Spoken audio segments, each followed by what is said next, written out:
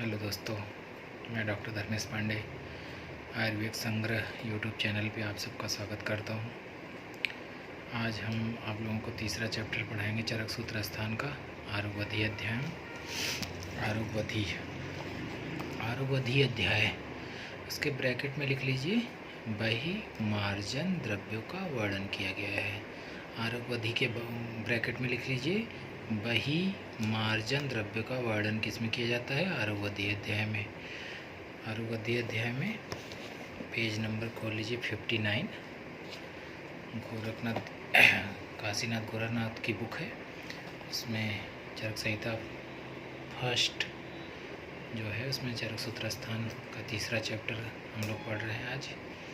आरुवधि अध्याय उसके ब्रैकेट में लिख लीजिए बही मार्जन द्रव्य का वर्णन किया गया है। इसके विमर्श में देखो, चरक सूत्र स्थान 11 में औसत 3 प्रकार की बताई गई है। अंत परिमार्जन, बही परिमार्जन और शस्त्र प्रणिधान। तो अंत परिमार्जन किसको कहते थे? अपामार्ग को। और बही मार्जन किसको कहते हैं? आरुवधि को। और शस्त्र परिधान, ठीक है। इसमें द्वितीय अध्याय में यवागु तथा पंचकर्म के द्रव्यों का वर्णन अंत परिमार्जन का उदाहरण है। फिर इसमें जितने भी कुष्ठनाशक लेप बताए गए हैं, पहले यहाँ नीचे देखो लिखा है 32 सिद्धतम चूर्ण प्रदेय। 32 सिद्धतम चूर्ण प्रदेय। तो प्रदेय की संख्या कितनी है? 32 है। और कुष्ठनाशक लेप कितने हैं? 6 हैं। 6 प्रकार के लेप का वर्णन किया गया है। कुष्ठ, किटिब, सुरेशलुप्त, द्रदु, भगंदर और सब्जी पामा, ये सब कुष्ठनाशक लेप है, ठीक है। उदरनाशक लेप, वातहर लेप, विषग्न लेप, दौर्गंध्यहर लेप, सारे लेपों का वर्णन किया गया है। शिरोरुजा, कुष्ठादि, दिग्मानसिलादि, तुलादि, नसरांदी, करंजादि। तो इसमें कितने लेपों का वर्णन किया गया है? 32 में से आइए हम देखते हैं कुछ इम्पॉर्टेंट जो हैं इसमें क्या क्या है इम्पॉर्टेंट। कुष्ठनाशक लेप कितने हैं? 6। पहले 6 योग हैं। 6 प्रकार के लेप का निर्माण किया गया है। और फिर इसके बाद उदरनाशक लेप है, तक्र, जौ, छार, गरम लेप। फिर वाथर लेप है, अनुपमत्स्य मांस से निर्मित वेशवार का सुखोष्ण प्रलेप। ये रहेगा 6 प्रकार के चूर्ण तथा लेप लिखे हुए हैं ना, ये देखना 6 प्रकार के कौन कौन से हैं। इसके बाद नेक्स्ट पेज पे आ जाना, 60 पेज पे। 60 पेज पे लिखा है विमर्श में देखो, लेप के, क्योंकि लेप के प्रलेप और प्रदेय 2 भेद होते हैं। शीत अस्तनु विशेषो च प्रलेप पित्थन्नता। जो पित्तज विकारों को दूर करने के लिए शीतल, पतले और सूख जाने वाले लेप को प्रलेप कहा जाता है। शीतल, पतले और सूख जाने वाले लेप को प्रलेप कहा जाता है। आर्दव घनस्थ उष्ण स्याय प्रदेय श्लेष्म वातः। मतलब कफ एवं वात विकारों को दूर करने के लिए जो मोटा, गर्म और गीला लेप किया जाता है उसे प्रदेय कहते हैं। फिर 7वां आ गया कुष्ठादि लेप। कुष्ठ में जो भी कूट, हरिद्रा, दारू, हळदिया, तुलसी, पटोल, नीम, मसगंध, देवदारू, सहीजन, सरसों, तुम्बरू, ये सब आते हैं। फिर कुष्ठादि चूर्ण है, कूठ, गिलोय, तुतिया, दारू, हल्दी, ये सब आते हैं इसमें। इम्पॉर्टेंट है, नीचे 9 नंबर इम्पॉर्टेंट है, उसको टिक कर लीजिए। मन शिलादि और तुत्थादि लेप कुष्ठनाशक लेप है। मन शिलालेप मरीचाने तैल मार्क पया कुष्ठर प्रदेय। तुत्थ विडंग मरीचानी कुष्ठम लोद्रम च द्वत शमन शीलम स्यात्। तो ये मन शिलादि और तुत्थादि लेप दोनों हैं, ये इम्पॉर्टेंट है इसमें। फिर इसके बाद आइए रसंजादि और करंजादि लेप।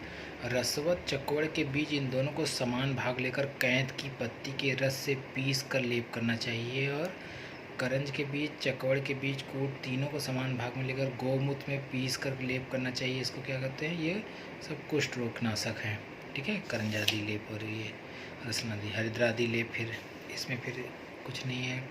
61 पेज के बाद फिर आ जाइए 62 पेज पे। सबसे इम्पॉर्टेंट है ये कोलादि लेप। कोलादि लेप किसके लिए आता है? वात विकार के लिए। तो लास्ट में लिखा है ना, वात विकार दूर होते हैं, बस यहाँ लिख लीजिए कोलादि लेप किसके लिए होता है? वात विकार दूर करता है। फिर आ जाइए नीचे 20 नंबर श्लोक में लिखा हुआ है तक्रेण युक्तम यव चूर्णम उष्णम स क्षारमति जठरे निहन्यात् कुष्ठम सतवाह स वचाम यवानम चोड़म स तैलम अम्लम उशंति वाते। कह रहा कि जो उदर सुलग्न वात व्याधि हर लेप है उसके जौ के आटे और यव छार को तक्र से पीस कर गर्म कर पेट पर लेप लगाने से पेट का सूल दूर होता है। और कूट, सौंफ, वचा, जौ का आटा इन चारों को कांजी से पीसकर तिल का तेल मिलाकर गर्म कर वात विकारों पर लेप करना चाहिए। 62 पेज पे नीचे लिखा हुआ है ये। फिर आ जाइए 63 पेज पे। 63 पेज पे क्या है, नीचे लिखा हुआ है प्रपौंडिकरादि शीर सुलानासिक लेपम। जो पुंडरीक है मतलब पुंडरिया काठ है, देवदारू है, कड़वा है, कूट है, मुलेठी है, छोटी इलायची है, कमल का फूल है, नील कमल का फूल है, पद्मक है, चोरक, इन सबको एकत्र कर घृत मिलाकर सिरसूल में लेप करते हैं। तो ये सिरसूल में लेप करते हैं। फिर नीचे इंपॉर्टेंट है 29 नंबर, देखिए श्लोक नंबर 28।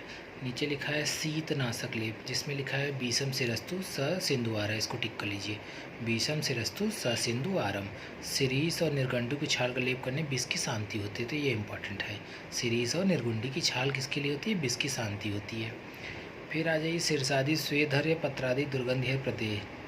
तो इसमें जो कितने प्रदेहों का वर्णन किया गया है, 32 प्रदेहों का वर्णन किया गया है। ये 32 प्रदेह बताए गए हैं। शीर्षादि स्वेधर हो गया, पत्रादि दुर्गंधादि प्रदेह हो गया, ये दोनों प्रदेह के बारे में बताया गया है।